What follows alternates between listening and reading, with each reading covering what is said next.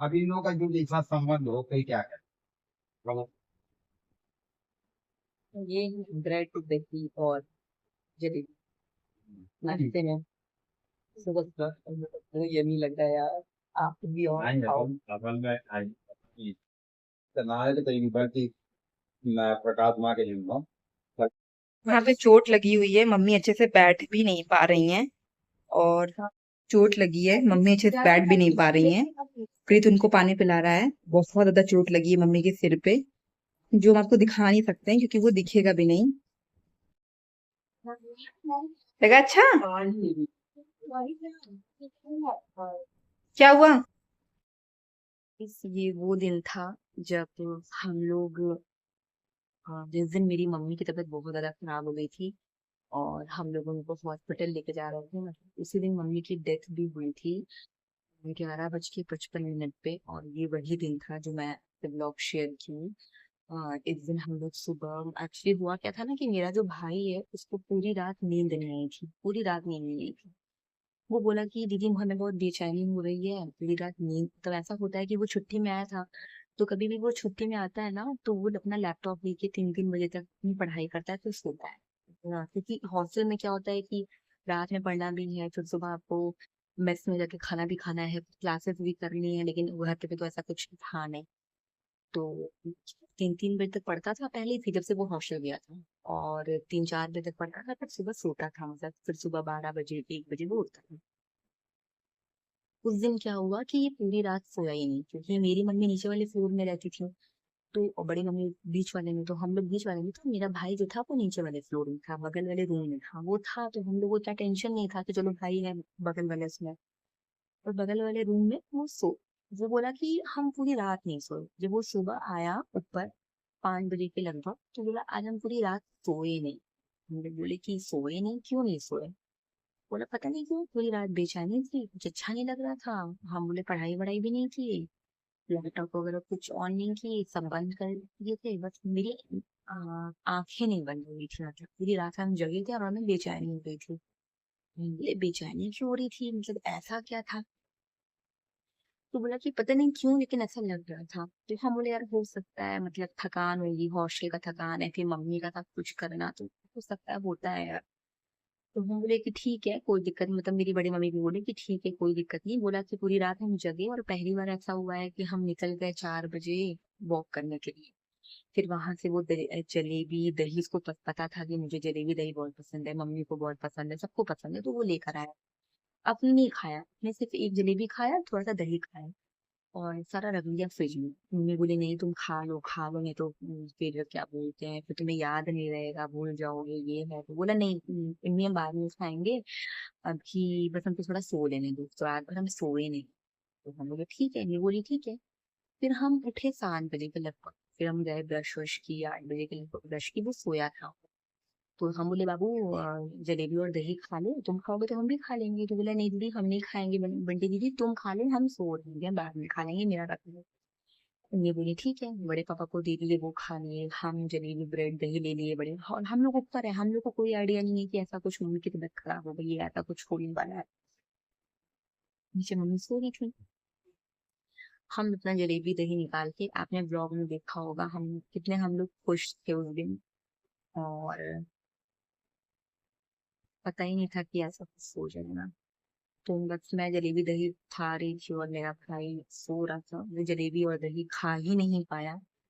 और वो वैसे का वैसे ही रखा रह गया, क्योंकि जब मम्मी की वो उठा 1-1:30 बजे के लगभग, हम लोग नीचे गए मम्मी का पोटी वोटी साफ करवाने के लिए नीचे गए। और उसके बाद जब नीचे गए तो मेरा भाई देखा कि मम्मी को प्रॉब्लम हो रही है थोड़ा सा। तो बीपी वगैरह उनका बहुत पहले भी लो हो जाता था, तो नमक वमक खिलाता था तो वो सही हो जाती थी।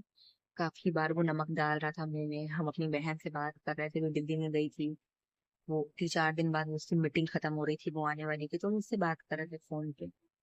और वो गया नीचे, फिर हमको चिल्लाने लगा, दीदी देखिए बंटी दीदी देखिए मम्मी जग नहीं रही, देखो देखो मम्मी नहीं जग रही है। फिर जो हमारे यहाँ से रोज दीदी आती हैं वो चिल्लाने लगी, दीदी देखिए मम्मी। और उसी दिन गुरु पूर्णिमा था, इमली व्रत थी, पूरा खाना पीना बन चुका था।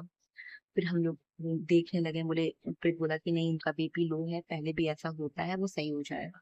हम खूब रोने वोने लगे, मुझे कुछ समझ में नहीं आ रहा था, मैं खूब रोने वोने लगी एकदम सीढ़ी के पास बैठ के। आंटी लोग, बगल वाली आंटी लोग, इम्मी, बड़े पापा, सब लोग आ गए। मम्मी की सांस से मुझे लग रहा था थोड़ी सी रुक रुक के चल रही है, उल्टी चल रही, क्योंकि दादी में हम देखे हैं कि मुझे लग रहा था कि नहीं, ये वही चीज है। तो मैं कुछ पहचान पा रही थी, लेकिन मैं उस टाइम पे इतना होश में ही नहीं थी, इतना थी ही नहीं कि मैं ये बोल पाऊँ कि ऐसा कुछ हो। बट मैं बोली नहीं यार, सांस उनका थोड़ा सा रुक के चल रहा है। मामी का लड़का आ गया, बड़े पापा एम्बुलेंस बुला लिए, फिर हम लोग मम्मी को लेके गए बीच में। डॉक्टर वहां गए तो ड्रिप वगैरह चढ़ा, पल्स वगैरह थोड़ी चलने लगी थी, लेकिन डॉक्टर 1 बजे के, अरे 1:30 2 बजे तो हम लोग उनको लेके ही गए, 3 बजे के लगभग डॉक्टर, 4 बजे के लगभग जवाब दे दिए थे कि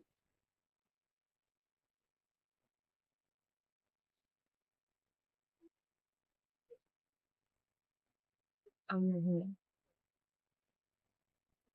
आई देखिए, हेलो, एक मैं थोड़ा इमोशनल हो गई थी यार। फिर डॉक्टर जवाब दे दिए थे कि कुछ भी हो सकता है, मतलब वो 2 महीने भी रह सकती है कोमा में, 2 साल भी रह सकती है, 2 दिन भी रह सकती है, मतलब कुछ भी हो सकता है। बट हम लोग नहीं चाहते थे कि उनको कोई तकलीफ हो। बहुत तकलीफ झेली है गाइस, आपने देखा है, बिल्कुल आपने देखा है। और तकलीफ वो बहुत ज्यादा झेली है यार। मैं सोचती थी कि मैं अब घर जाऊंगी तो मम्मी के साथ वीडियोस बनाऊंगी, बहुत अच्छा लगता था उनके साथ वीडियोस बनाने में, लेकिन भगवान को ही मैं मंजूर था। बट यही सारी चीजें हुई, और उसके बाद 11:55 पे मम्मी हम लोग को छोड़ के चली।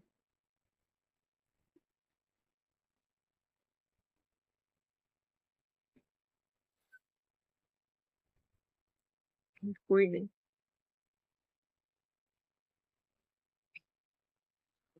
स्ट्रॉन्ग है हम लोग यार। जब पापा चले गए और हम लोग,